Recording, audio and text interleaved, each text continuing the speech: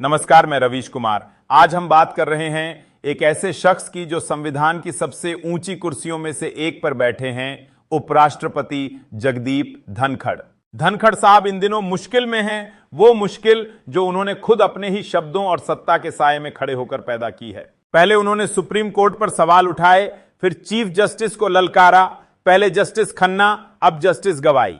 लगता है उपराष्ट्रपति जी को लगा कि सरकार के भरोसे वो जो चाहे बोल सकते हैं, लेकिन अब वही सरकार जिसकी ढाल लेकर उन्होंने न्यायपालिका को घेरने की कोशिश की, वही सरकार अब चुप्पी साधे बैठी है और धनखड़ साहब अकेले मैदान में हैं, बिल्कुल वैसे ही जैसे कोई खिलाड़ी गलत टाइम पर रन आउट हो जाए। क्या है पूरा मामला, आइए इस वीडियो समझने की पूरी कोशिश करेंगे, लेकिन वीडियो में आगे बढ़ने से पहले वीडियो को फटाफट से एक लाइक कर दीजिए। अब बात करते हैं एक और ऐसे मोर्चे की जो सत्ता और न्याय के बीच का अंतर समझाता है। जज शेखर यादव, वो जज जिनके फैसले और टिप्पणियां सांप्रदायिकता की आंच को हवा देती रहीं।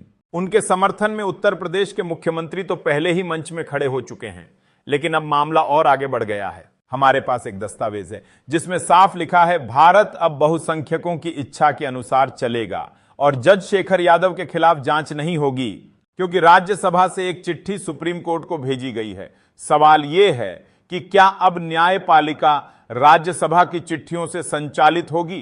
क्या जज अब किसी राजनीतिक सुविधा के आधार पर संरक्षित किए जाएंगे?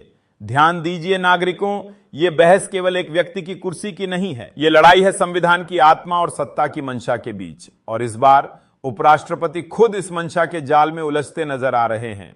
नागरिकों, अब हम आपको एक ऐसे घटनाक्रम के बारे में बताने जा रहे हैं जिसे सुनकर संविधान की आत्मा भी चौंक उठे। जहां एक ओर न्यायपालिका अपनी गरिमा बचाने की कोशिश कर रही थी, वहीं दूसरी ओर संसद भवन के एक हिस्से से एक चिट्ठी चल दी, और वो भी सीधा सुप्रीम कोर्ट की देहरी पर। जी हां, बात हो रही है राज्यसभा के सभापति और देश के उपराष्ट्रपति जगदीप धनखड़ की, जिन्होंने शायद यह तय कर लिया है कि अगर किसी जज ने मंच से बहुसंख्यकों की इच्छा से भारत चलेगा जैसा बयान दे भी दिया है, तो उस पर सवाल उठाने का हक सिर्फ उन्हीं के पास है और किसी के नहीं।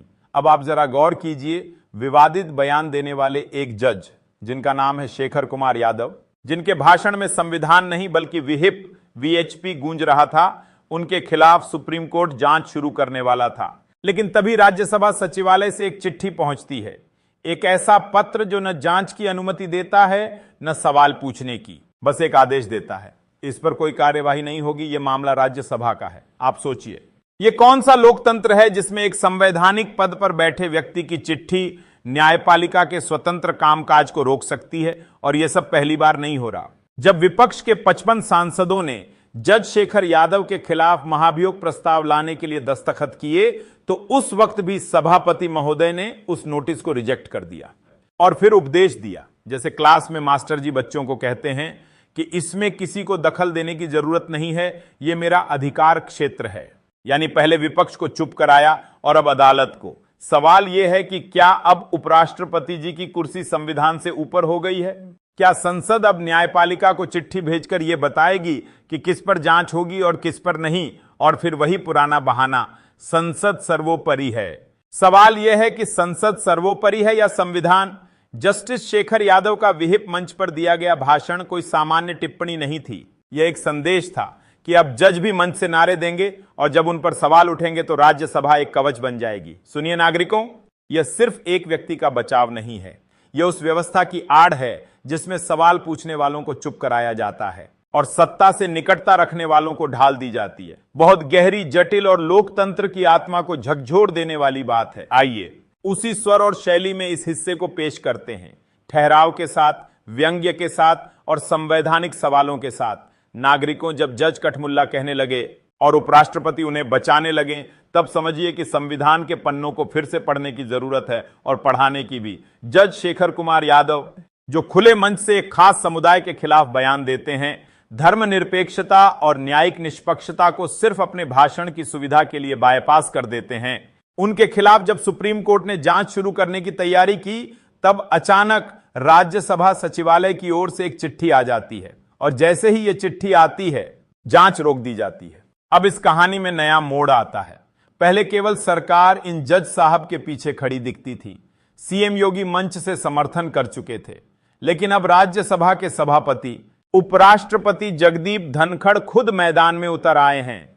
ध्यान दीजिए नागरिकों, ये वही उपराष्ट्रपति हैं जो पहले ही न्यायपालिका को परमाणु बम बता चुके हैं। उनका कहना था जज सुपर संसद की तरह काम कर रहे हैं, अनुच्छेद 142 न्यूक्लियर मिसाइल बन गया है। अब जरा सोचिए, जब देश का दूसरा सर्वोच्च संवैधानिक पद सुप्रीम कोर्ट की शक्तियों की तुलना हथियारों से करने लगे, तो क्या यह कोई मामूली असहमति है या एक संकेत है? और यह सब कुछ तब शुरू हुआ जब सुप्रीम कोर्ट ने राष्ट्रपति और राज्यपालों को लेकर एक सलाह दी कि वो बिलों पर फैसला लेने में देरी न करें। मतलब न्यायपालिका ने कार्यपालिका को याद दिलाया कि लोकतंत्र में टालमटोल नहीं चलती, लेकिन उपराष्ट्रपति को यह बात नागवार गुजरी।